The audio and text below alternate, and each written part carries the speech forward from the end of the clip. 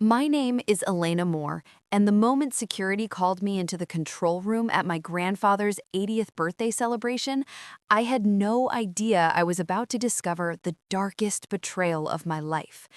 The ballroom downstairs was still buzzing with laughter, crystal glasses clinking, and music floating through the air. But up in that narrow hallway, the world suddenly felt cold and quiet. The guard wouldn't meet my eyes as he shut the door behind us. His hands were shaking. "Miss Moore," he said softly, "what you're about to see changes everything." And then he pressed play.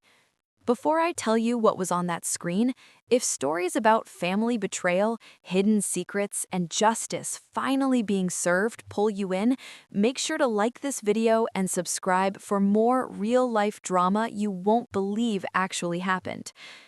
The footage showed our family table from above, my grandfather laughing proudly, guests raising glasses, and me standing up to make a toast.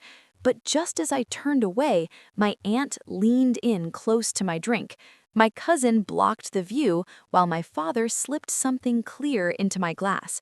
They smiled at each other, the same warm smiles I'd trusted my whole life. And seconds later, I came back and took a sip. My knees buckled watching it. The people who raised me had poisoned me in front of dozens of guests. I don't remember much after leaving the control room that night, just the sound of my heartbeat pounding in my ears as I drove home, replaying that footage again and again.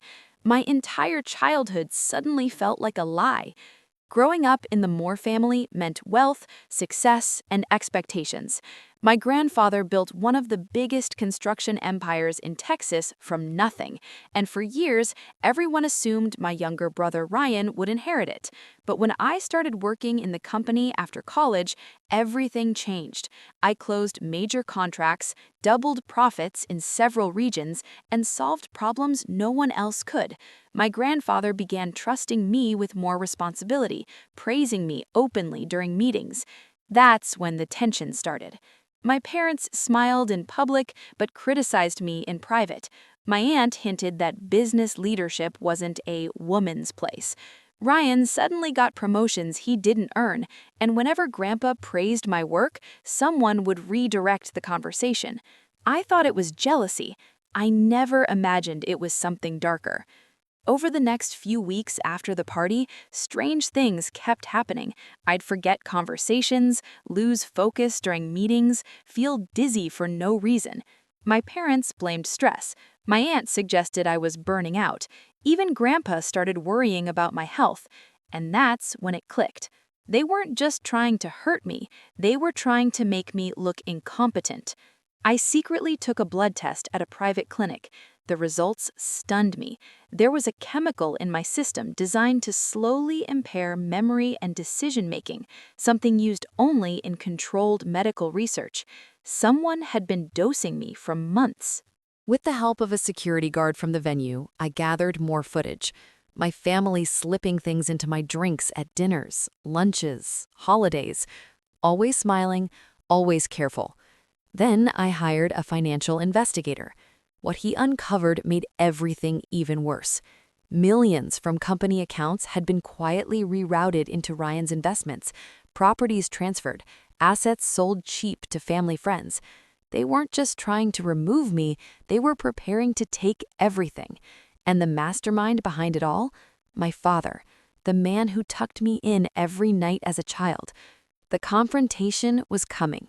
My grandfather's annual shareholder celebration arrived 2 months later, an event where he planned to announce the future of the company. My parents believed this would be Ryan's moment. They had no idea what I had planned. The ballroom was packed with investors, lawyers, executives, and family friends. Cameras rolled for company archives. My parents stood confidently beside Grandpa. Ryan looked ready for his crown. As Grandpa stepped up to speak, I raised my hand. "I just want to thank my family first," I said softly. The screen behind him turned on, and the footage began to play.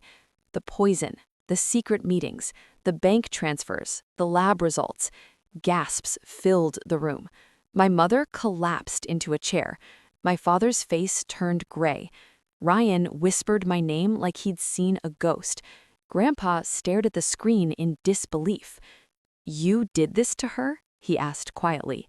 No one answered. Police officers stepped in moments later, already waiting outside. Handcuffs clicked. Investors watched in shock. My family was arrested right there in front of everyone. The trial lasted months. Every piece of evidence was undeniable. My parents were convicted of attempted harm, fraud, and conspiracy. Ryan was charged for financial crimes. All stolen assets were recovered. But the hardest part wasn't winning. It was realizing the people I loved most were willing to destroy me for power. Today, I run the company alongside my grandfather, rebuilding everything they tried to take. We've launched housing projects, ethical investments, and scholarship programs in my mother's name, not to honor her, but to turn pain into something meaningful. I'm healthy again, stronger than ever, and I learned something no amount of money can teach. Sometimes the biggest enemies aren't strangers. They're the ones who sit at your table and smile. If this story shocked you, drop a comment and tell me where you're watching from. And if you've ever faced betrayal from family, you're not alone. Like and subscribe for more stories where truth always comes out.